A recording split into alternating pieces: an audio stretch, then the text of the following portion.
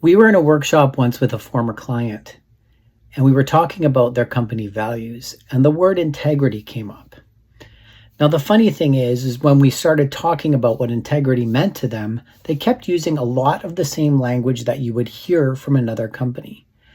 So we stopped them and we said, we've looked at your competitors' websites, and at least 4 of them use the word integrity, and they have it plastered everywhere on their websites.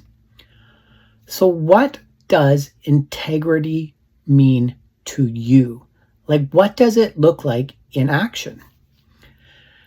And then this boom, light bulb moment goes off. And we started talking about some of the ways that they showed up for clients even after a project was done, or how they took care of an employee well beyond what their obligations were. We talked about how when they quoted on a project that their pricing would not change after the project unless something major came up, but at that point the client already knew. Integrity became a lot clearer to them by the actions, and therefore we were able to talk about what that value looked like showing up in their organization. So what if we talked about the values in your organization with your employees? Would those employees believe what they were reading, or would they think that they're reading about the values of another company?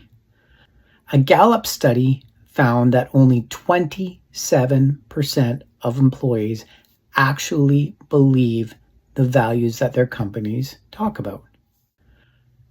When Boeing started grounding their fleet of 737 MAX jets, an FAA investigation found that Boeing's safety culture had fallen victim or fallen prey to schedule pressures that the company felt they needed to deliver.